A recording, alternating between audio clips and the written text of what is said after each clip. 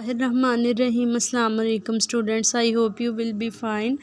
Today we will do active and passive voice.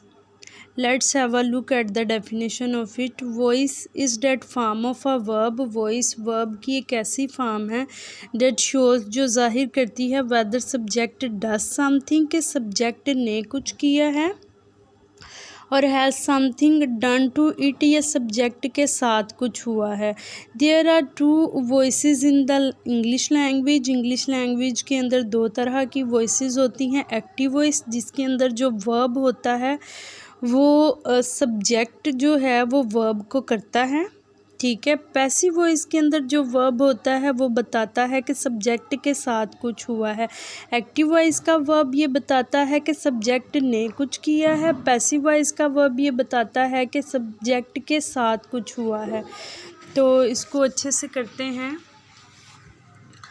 Pronounce को change करना पहले सीखते हैं। जो सब्जेक्टिव केस होता है एक्टिव वॉइस के अंदर उसे ऑब्जेक्टिव केस में चेंज कर दिया जाता है। ही का जो ऑब्जेक्टिव केस है वो हिम है, शी का हर, दे का देम, आई का मी, यू के लिए यू ही लिखा जाता है, वी का अस। अभी सेकंड जो बात है नोट करने वाली वो ये है कि by is always used before objective case. हमने एक्टिव वॉइस को जब पैसिव में चेंज करना है प्रोनाउंस की तब्दीली के साथ साथ हमने बाय का एडिशन करना है। जब हमने बाय का एडिशन करना है तो बाय की जगह कहाँ पे होगी, हमेशा बाय लिखा जाएगा ऑब्जेक्टिव केस से पहले। फ़िक्रे के एंड पे ऑब्जेक्टिव सब्जेक्टिव केस को जब हमने ऑब्जेक्टिव में लिखना है तो इसको लिखने से पहले हमने बाय का एडिशन खुद से करना है पैसिव वॉइस के फ़िक्रात में। नंबर 3 है third form of verb is used in all tenses of passive voice. Passive voice के तमाम टेंसेज में, प्रेजेंट इंडेफिनिट में, पास्ट इंडेफिनिट, कॉन्टीन्यूस, तमाम पैसिव वॉइस के तमाम टेंसेज में ये बात डिटरमिन है कि हमने तीसरी फॉर्म इस्तेमाल करनी है। हमने हमेशा थर्ड फॉर्म का यूज़ करना है पैसिव वॉइस के तमाम टेंसेस के अंदर। अभी हम क्या करते हैं प्रेजेंट इंडेफिनिट पैसिव वॉइस के बारे में पढ़ते हैं कि इसके अंदर क्या क्या चीज़ें होती हैं। प्रेजेंट इंडेफिनिट पैसिव वॉइस के अंदर 3 हेल्पिंग वर्ब होते हैं, इज़, आर, एम। सब्जेक्ट को देखते हुए हमें इनमें से एक का इस्तेमाल करना होता है।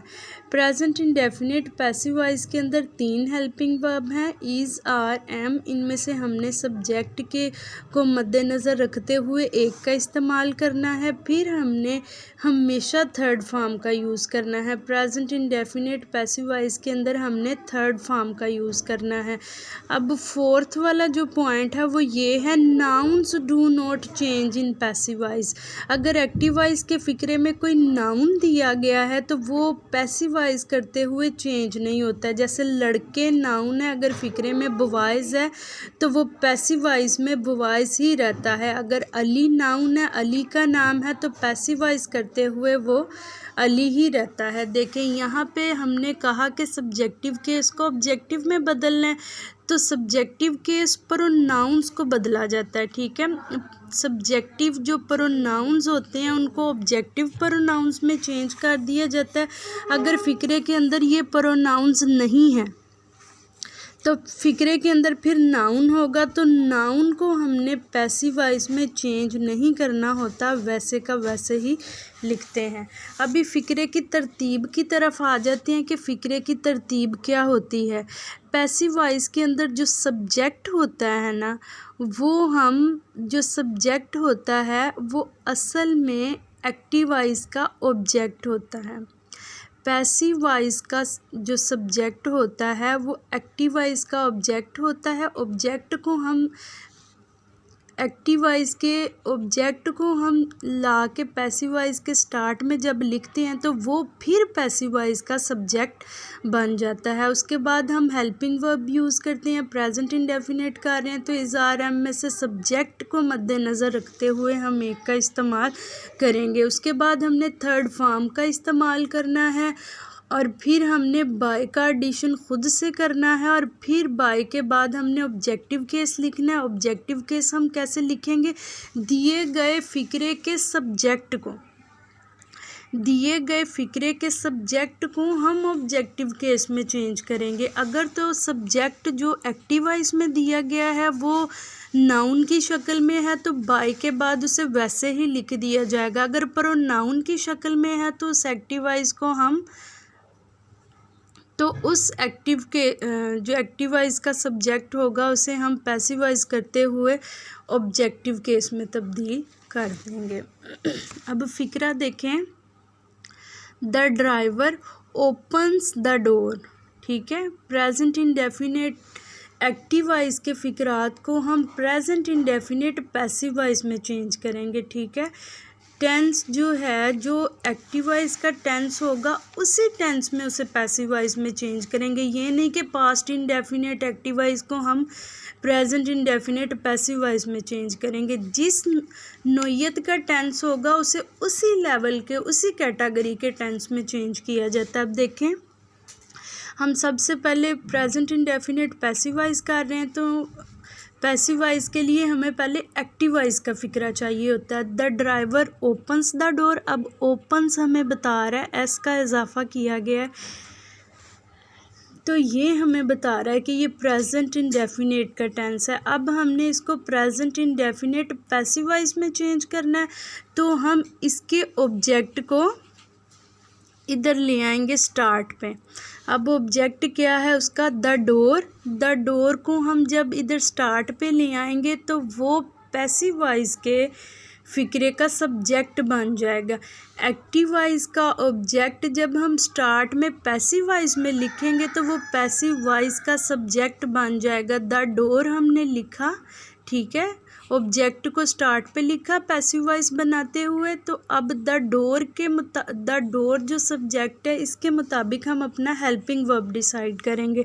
अब जैसा कि ये प्रेजेंट इंडेफिनिट एक्टिव वॉइस का है तो हम प्रेजेंट इंडेफिनिट पैसिव वॉइस के जो हेल्पिंग वर्ब्स हैं उनको अगर देखें तो इज़ आर एम में से हम इज़ लेंगे क्योंकि द डोर सिंगुलर है। ठीक है, डोर सिंगुलर है। द डोर इज़, अब थर्ड फॉर्म चाहिए हमें तो ओपन की थर्ड फॉर्म लेंगे। The door is opened by driver.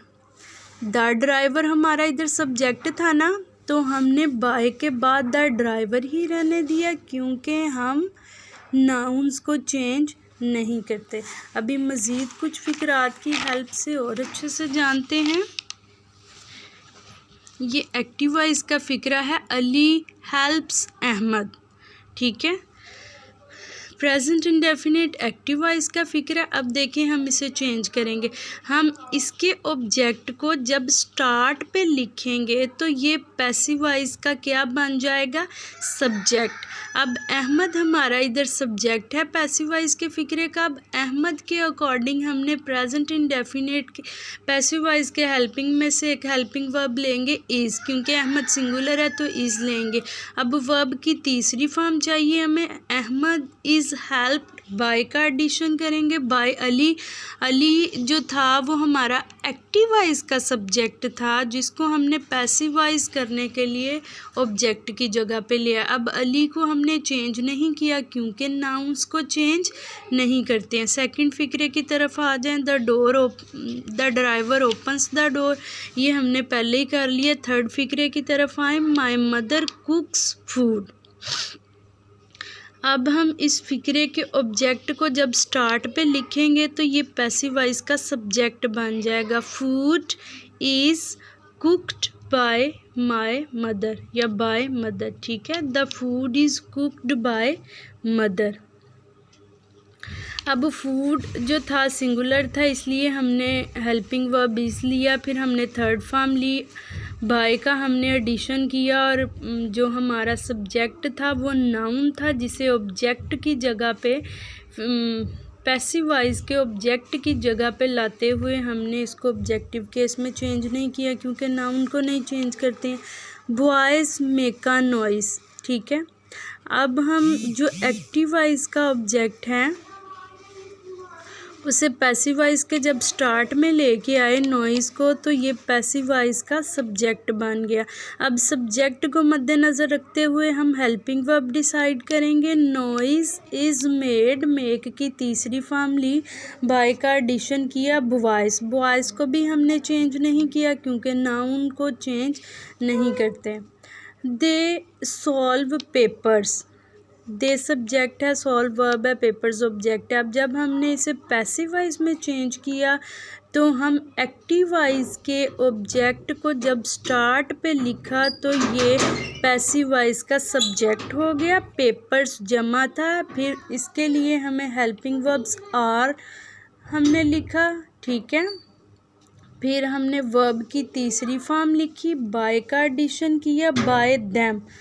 हमारा सब्जेक्ट दे था जो कि प्रोनाउन है, प्रोनाउन को हमने इधर ऑब्जेक्टिव केस में चेंज कर दिया देम में, तो हमारा ये फ़िक्रा सॉल्व हो गया। तरीका बहुत आसान है, इसको अच्छे से समझे, बार बार सुने और इसको प्रैक्टिकली सॉल्व करें। You people can understand easily. अल्लाह हाफिज़।